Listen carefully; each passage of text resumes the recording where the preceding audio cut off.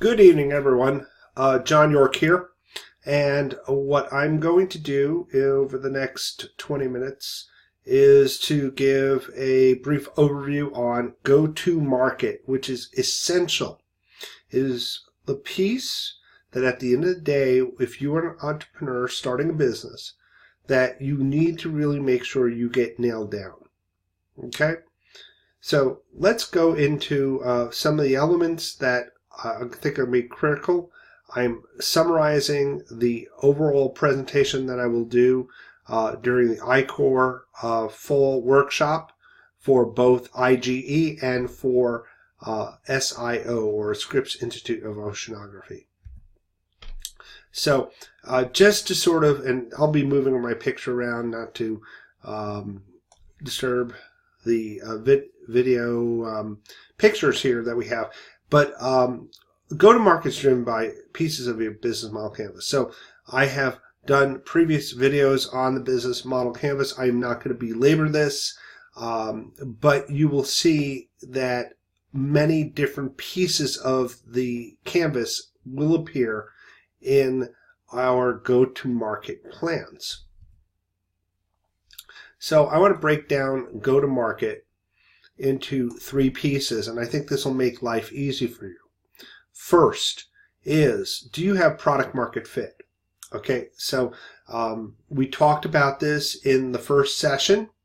So do we have the right customer target or customers that we need to target? Because we may have multiple customers involved in not just those who benefit, but those who pay or those who influence, but also the right value proposition.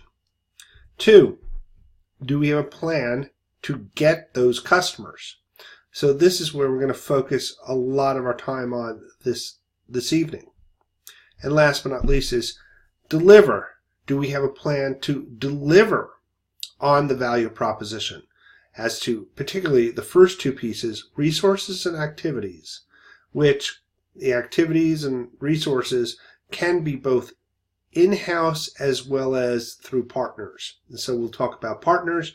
And last but not least is those resources and activities and partners do contribute to your overall cost structure, which is critical because you need to balance your costs with your revenue model, especially to keep it on a positive side, to keep your business going forward with a positive cash flow. So let's get the value side correct. So if you look at these on the left-hand side, you see, what I call essential for product market fit is the value proposition and right customers. We'll put that off the side. We'll come and comment in a second. There are three other pieces that we will delve into deeper in terms of customer relations, channels, and revenue model. But getting to the value piece, remember, as we talked about previously, is the customer value proposition. So we talk about different types of customer types, from beneficiary influencers to decision makers, and you also need to keep in mind those who might sabotage your efforts. I'll move myself down here because I want to outline here on the right hand side the value propositions. And this comes from the Bain Pyramid, which was published in Harvard Business Review. And it reminds us all of a Maslow's hierarchy of needs. But you can see functional, emotional, life-changing, and social impact values. And this is very important because at the end of the day, customers buy because of what they value and what benefits they are offered, not because of your features. All right, so let's pivot to get. All right, and I'm a marketing guy, so I love this space. All right, so the get pieces, customer relations, channels, revenue model. These are essential for acquiring customers, delivering value, and extracting value. So let's get into this. And what I mean by delivering means in terms of moving the product from you to the customer. So item number one is the funnel. If you work in the entrepreneurship space and you're marketing, you need to know the funnel inside out. I have colleagues who come to me time and again looking for interns who understand the funnel and funnel-o-metrics. AIDA, awareness, interest, desire, and action. For those who are movie buffs, you will remember Alec Baldwin and Glengarry Glen Ross in terms of his famous speech in terms of sales, AIDA. But on the right-hand side, what we do see is AID translates to what we call the customer journey, which is basically the elements that a consumer or a customer goes through in the buying process in terms of external stimuli, such as creating awareness, internal stimuli, and realizing you need it. So then therefore you go and you start searching on the web. Then the decision learning process, because you're doing more research, to, okay, I need a coupon, I need a sample to make a decision, to you choose which product or service to ultimately purchase and consumption. This funnel can be expanded out to keep and grow. And Steve Blank talks about keep in terms of maintaining that customer, because that is the cheapest customer you'll maintain, and then growing that customer to do tack on and to gain referrals. But the first thing for go-to-market is acquisition. So how do we acquire? All right, there's different ways. I'm going to run through some tactics. All right, for those who think marketing is tactics, all right, this is the tactical side. There's different types. There's earned and paid. Earned being that you have earned it through getting press coverage and free media. Paid is where you pay for it, TV, radio, print. Inbound is that you're the magnet, which means that you have created the ability to draw in customers.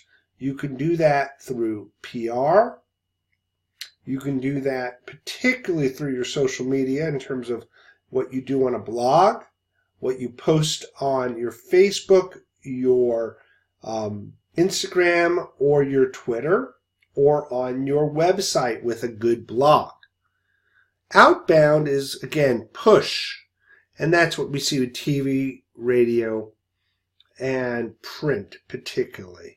Or email, which still can be very effective. It's a double-edged sword, but email can be one of the most effective mechanisms. It also has its evil brother or sister called spam. And then there's traditional. Okay, so our traditional models that we think about for promotion, or which is one of the 4 Ps, okay, is going to be TV, radio, direct mail, flyers, trade shows, and of course Salesforce. And you got to have the Salesforce. The Salesforce one-on-one is probably the most influential and powerful tools that you will have. Okay, but there are new avenues, okay?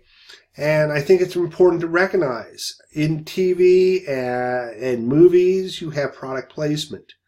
But you have, particularly in the digital world, is the whole world of social media, okay, and digital. So on the right-hand side and the lower right-hand side, we have all our social media platforms in terms of being involved, building your brand. And on the left-hand side, we talk about the different digital tactics that are there. And your website and email and blogs are part of that. And I will point out in terms of retargeting with search engine, banner ads, and SEO AdWords, a part of that is called paid outreach, so that you have a very high SERP that's there.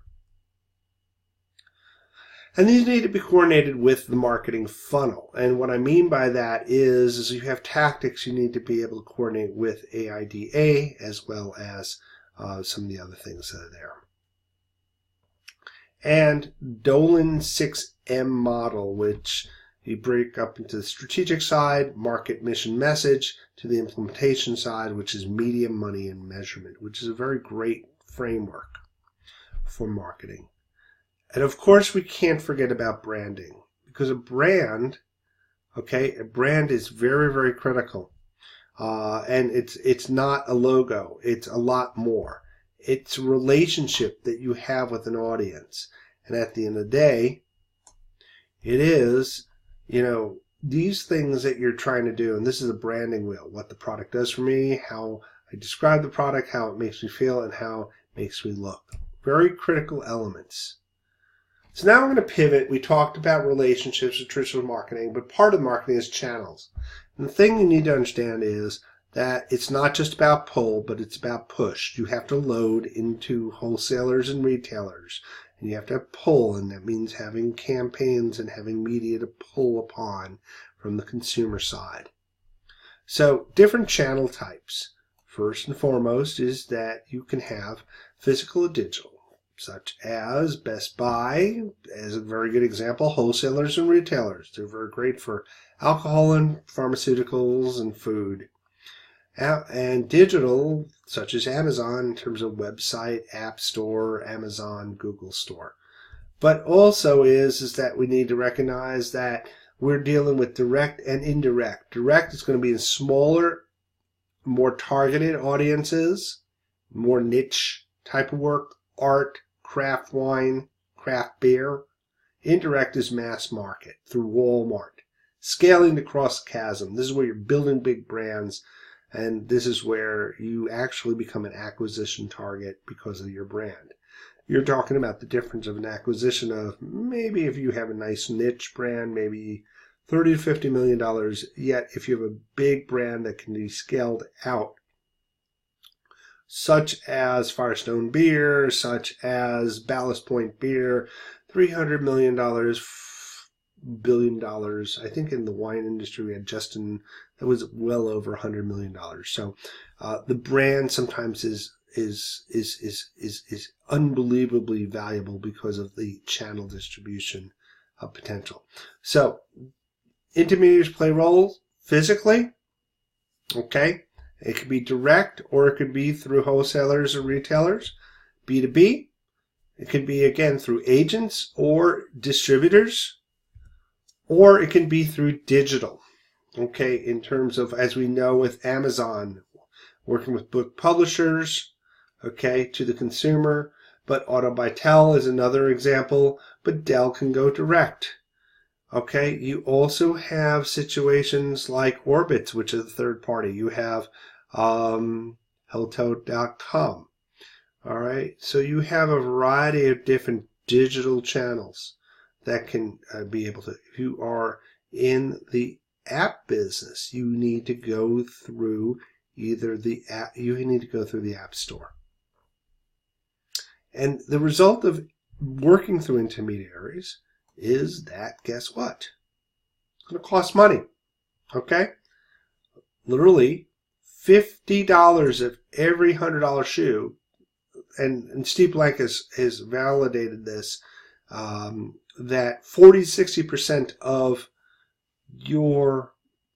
what your price would be is going to be discounted down. And in the wine business, for instance, it may be even more significant through the channels of distribution to be able to get that reach.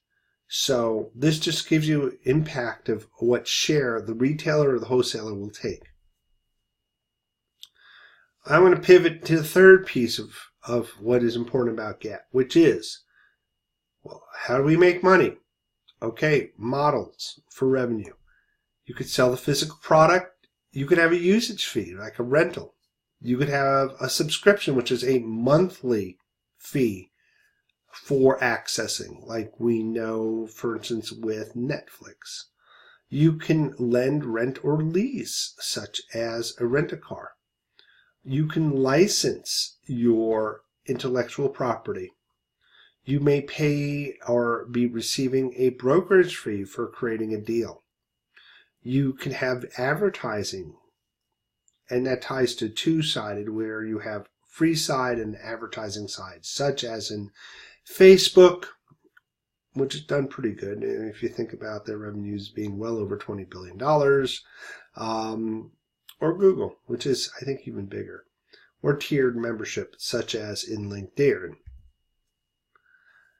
And then we have to think about revenue drivers. So the drivers of your revenue are going to be built off number of customers first.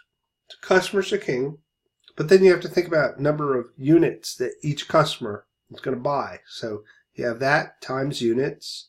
So if I went to a winery and I bought 6 bottles of wine, I get a wine club, so every 6 months I'm going to be getting 6 bottles of wine. So now 1 times 6 times 2 times a year, frequency of customer purchase twice a year. So now I'm 12 bottles a year, and say I'm paying $30 a bottle, so 12 times a year times $30 is $360 a year. Okay, that is your revenue and how you should be able to calculate revenue on a per customer basis or per unit basis. And there are different pricing models, and that's the last piece that's there. I love the guy from, this is Staples commercial. Whoa, that's a great price. Anyway, fixed.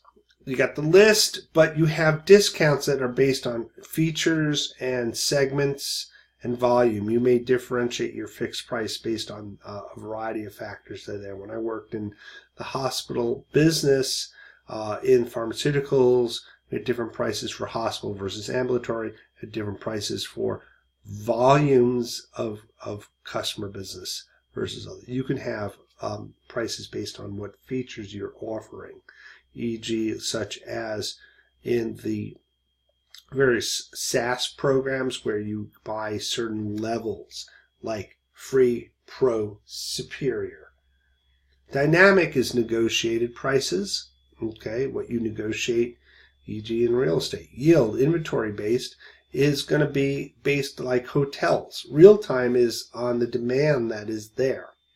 Okay, that could be based like stock market. An auction is basically as a competitive bidding, which is like in an auction. eBay is another example of that. All right, almost halfway done. We're going to move through this quickly. So now to the deliver side. We have resources and activities into delivering, and they are our ops side of the business model canvas. Okay? And why is it important? Is if you manage this, you manage your budget and you manage money well. You want to deliver your value, but you want to manage your resources to be able to do that effectively and efficiently, or to leverage the money to be able to get the biggest bang for your buck. So the first thing you got to think about is a concept called resources, and what I do is I boil it down to a little acronym called PIPPC. So you wonder what that means.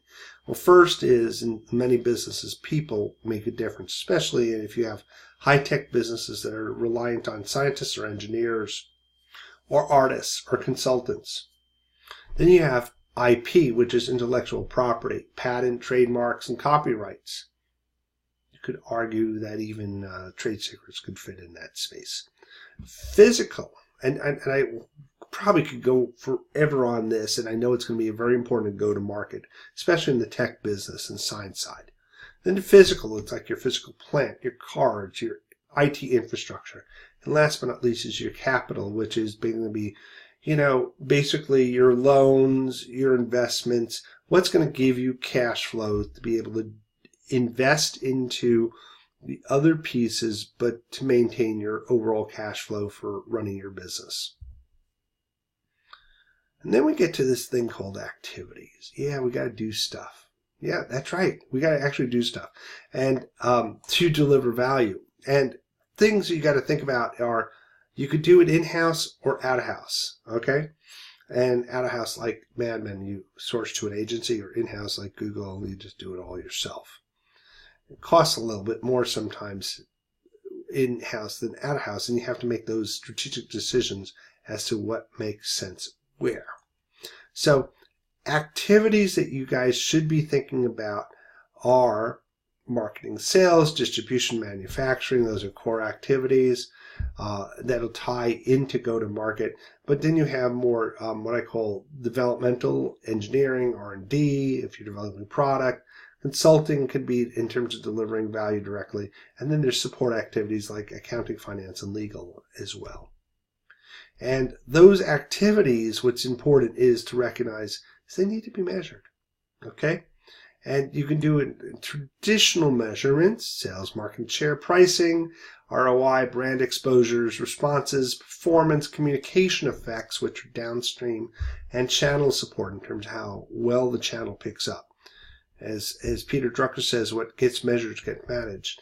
And on the flip side, what Tom Peters says is what gets managed gets done. So on the digital side of things, what you need to keep in mind is that there's a whole other set of metrics that are there. Impressions, reach, engagement, cost per thousand, cost per acquisition, sentiment, lifetime value of a customer, funnel efficiency, number of unique visitors, click-throughs. Okay, so it's not just clicks, but click-throughs to get through your website to next layer, and link tagging, which relates to getting tagged back from someone else from your site to their site, which actually enhances your search engine optimization rating. So these things need to be, if you're in marketing, running a business, I just hate to say it. I mean, I was just having a conversation this afternoon over at the California Cybersecurity Education Institute that give me some good metrics to put with my budget and I'm going to be golden. Okay? What gets measured gets managed, and what gets measured gets done. And when you want to measure stuff and show you can measure stuff, guess what? You have confidence in your investors that you actually know what you're doing. So then we get the last piece, which is called partnerships. Okay? And partnerships, a lot of folks pivot this earlier, but I like to put this is the far left end of the canvas. But partnerships are integral. They're the outsource versus the insource. This is where you realize, you know what, some things I just can't do inside my company, especially in a smaller company. And so you might look at your supply chain, which is the most important piece of a partnership, which can be materials, manufacturing, and various servicing. And that can be accounting, finance, legal, advertising, marketing, and distribution. Okay, your channel partners. Okay, so all you guys are, oh, we got this. Package it this way in terms of partnerships that allow me to achieve these particular goals. Joint venture. Joint ventures are very critical in terms of developing new intellectual property, but also marketing. So say you have IP product here in the States, you want to go over to Europe. It may not make sense for you to go to Europe. If you're in a pharmaceutical business, maybe you go and you look at a JV with, guess what? Maybe it is with Novartis because they have reach and coverage over there, or Nestle. Then there's the thing called co-opetition. Co-opetition is basically where you all join as part of a trade organization, IEEE or pharma or major organization, and they have trade shows. You know, we have Fashion Week for the interest of everyone and the betterment of everyone. And last but not least, strategic alliances. And those are where two companies come together to develop a common area or a common technology. Okay? Especially in the scientific side of things. All right, we're running down to the end. Cost structure. Why do I have cost structure here? Because what you do on that left side of the canvas is going to cost you money. And so you have to have a sense of what is fixed in terms of your infrastructure and your labor costs that are there that are fixed. But you can have variable costs that will vary with number of units you produce and sell. So you need to be very acutely aware. And you need to be aware of both direct and indirect costs that are there, okay, which can relate to direct costs that could be what I call, wages, benefits, parts and materials, operational. But then there are these things called indirect that are overhead that you'll hear that you need to be aware of in your cost structure. And then you need to think about economies. And this, again, go to market. These are getting a little bit more on the economic side, but I always talk about you need to think about the economic side. Show your investors that you're thinking about your resources. And sometimes it makes sense if you have a deal in place that that allow you to do 100,000 units if you get the proper investment and the cost per unit is $1 per unit. Guess what? That's economy of scale. Okay? And so it's a win-win situation when Costco's saying, I want 100,000 units, cost you 100, and you don't have the money, but you get the investment, but you get the return on that cost per unit at $1 per unit, and yet you're able to sell to Costco at $2. Oh, let's see. I invested 100,000. I made 200,000. Somebody gives me 50,000. Geez, we all made 50 grand a piece. That's not too bad. Okay, so just think about economies. That's what we tend to see that when we're investing, particularly into manufacturing and infrastructure that allows us to produce more. So the economies of scale, like with IT manufacturing, allow us to be much more productive, that at the end of the day will, over time, we have a higher upfront fixed cost. Over time, we're able to leverage that economy of scale, that we can be able to produce more, and the cost per unit is less, and we can make more for that unit that's there, or we can gain market share. Believe it or not, I want to say Amazon's been very good at that in terms of being able to scale up there. They also been very good in terms of economies of scope, as has been McDonald's, because of the ability to sell across multiple lines, because they have great distribution. We see this in the wine business with Constellation Brands and InBev, which carry multiple products across lines. Okay? So that sort of gives you a sense of the economies piece. And I'll close out with this. Why is this all important? Well, one, money is very important. And if you're not managing the money well, you're going to burn it. And you have a thing called cash burn. On the flip side is, if you manage it well, you'll have profit. And if you really manage it well, you become like Facebook, and you can acquire assets such as Instagram or Oculus Rift that allow you to grow even further. All right, that's about it for now. I got it done in under 30 minutes, but at least what this does is give you a good sense of what you need to think about for go-to-market. So think about that summary slide I had beforehand. That's all I'm looking for, but there's a lot that goes into go-to-market. If you can deal with, let's see, identify the value, get the value, deliver the value. Those are 3 core pieces. The pieces within, you're going to do great. Anyway, have a great evening. I'll see you later on this week. Bye.